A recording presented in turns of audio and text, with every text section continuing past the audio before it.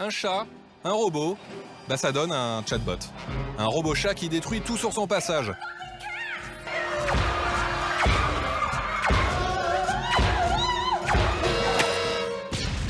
Non, on s'emporte un peu. Un chatbot, c'est quoi ? Je sais pas, demandons donc la définition. Alors un chatbot est un programme informatique capable de simuler une conversation avec un ou plusieurs humains par échange vocal ou textuel. Chat pour discussion et bot pour robot. On peut les appeler aussi agents conversationnels. Mais ils kiffent moins, même si ça fait plus classe. Ouais, je discute avec un agent conversationnel, quoi. Aujourd'hui, de nombreuses marques et leurs services clients utilisent des chatbots à travers les messageries en ligne. Ils fonctionnent en s'appuyant sur une base de données de questions-réponses qui sont déclenchées en fonction de certains mots-clés dans la discussion. L'intelligence artificielle évolue et désormais il est possible de commander un taxi, prendre un billet d'avion, se faire livrer directement en discutant avec un bot. Sans oublier de passer à la caisse, bien sûr.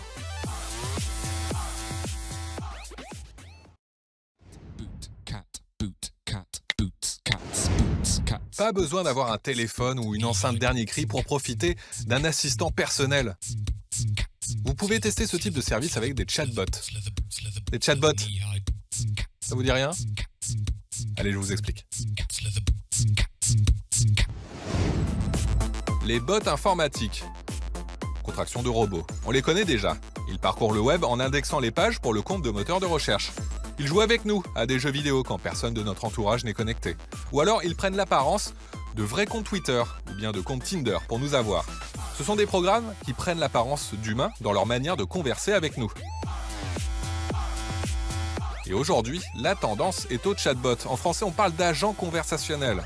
Ces petits programmes d'intelligence artificielle seraient capables en théorie de répondre à toutes vos demandes. Des demandes précises. Commander un taxi, prendre un billet d'avion, se faire livrer, tout se passe sur les services de messagerie habituels.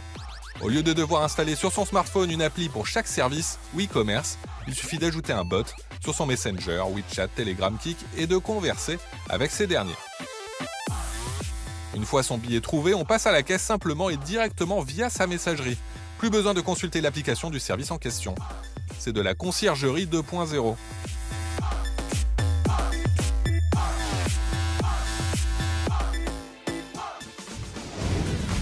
Les assistants personnels tels que Siri, Google Now ou Cortana sont capables de traiter un grand nombre d'informations. Les bots, quant à eux, visent un objectif précis et accomplissent une mission spécifique. N'importe quelle entreprise de e-commerce, de transport, de service ou d'information peut créer son bot. En plus d'aider les consommateurs, il permet également de déplacer beaucoup de conversations qui ont lieu sur les flux Facebook et Twitter vers des messageries privées, et ainsi éviter les bad buzz. Slack, une plateforme de gestion de projet, a quant à elle placé en open source un logiciel pour construire son propre bot. Bon, en tout cas pour le moment, la majorité des bots sur les stores de bots sont en anglais, il faut le dire.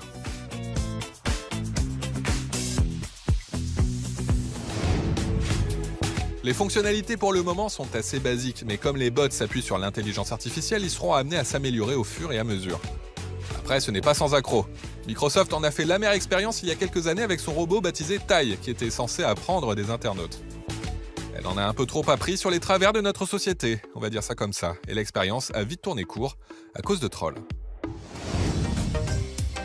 En tout cas, les concepteurs de Siri avaient présenté il y a quelques années ce qui serait peut-être l'assistant personnel du futur. Alors que Siri se contente d'effectuer des recherches en ligne et de répondre avec des répliques automatiques, Vive comprend le langage naturel et entendait devenir l'interface intelligente pour tout faire. Bon, ils se sont fait racheter par Samsung. L'application était en mesure de se connecter à des services tiers, comme un site de commerce en ligne, et de faciliter les interactions entre les utilisateurs et ces services. Bon alors, au final, ce sont les applis ou les services de messagerie qui gagneront la bataille des smartbots ? Wait and see. Et on continue avec une liste de chatbots qui font parler d'eux.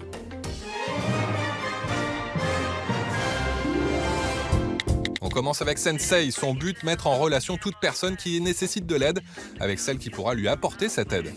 Le nom Sensei évoque le terme japonais Sensei, qui fait référence à l'art du maître qui enseigne à l'élève. Le logiciel apprend à connaître chaque utilisateur en lui posant des questions personnelles. Une fois l'interlocuteur trouvé, vous pouvez discuter avec lui. Tout simplement.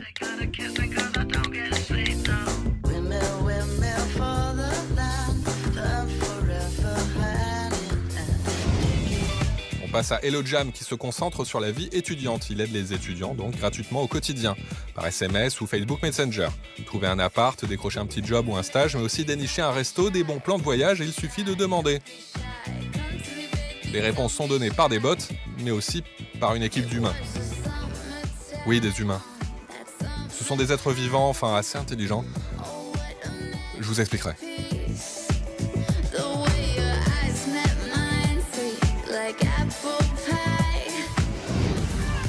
On continue avec Julie Desk, c'est en fait une secrétaire virtuelle. C'est elle qui se charge d'organiser vos rendez-vous. Elle connaît vos disponibilités, vos habitudes de travail, vos temps de trajet. Il suffit de mettre Julie Desk en copie de tous vos mails de demande de rendez-vous. Ou bien vous lui donnez vous-même des instructions directes. Elle dialogue ensuite avec vos interlocuteurs pour identifier des créneaux communs. Et ils n'y verront que du feu.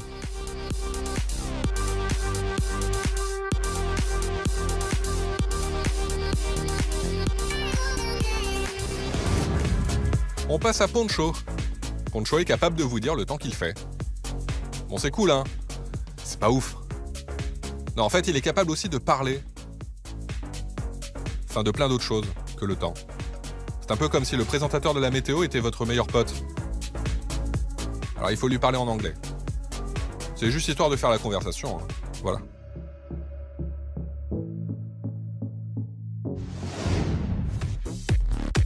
Il existe aussi un service désormais qui permet de rendre fou ceux qui vous envoient un mail en se présentant comme le roi de je ne sais quel pays avec un héritage en attente. Ça s'appelle Rescam.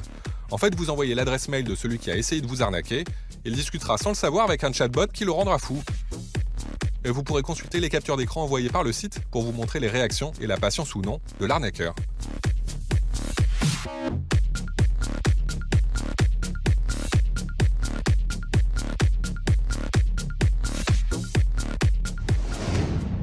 En tout cas, vous aussi, vous pouvez créer votre propre chatbot. Ça se passe sur ce service. Il propose des moteurs prédéfinis en fonction de votre secteur d'activité et vous permet donc de laisser un robot parler à votre place, si on vous pose des questions. Ces chatbots peuvent être intégrés sur différents services comme Twitter, Slack, Messenger, et j'en passe. Vous pouvez même créer votre double virtuel. Ça s'appelle Replica. Un compagnon virtuel qui s'enrichit au fil des échanges avec son utilisateur. Et c'est un peu creepy quand même.